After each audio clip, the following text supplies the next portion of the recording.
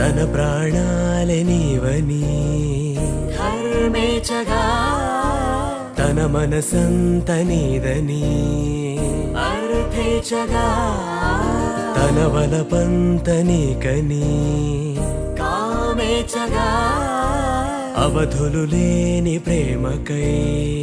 మోక్షేచగా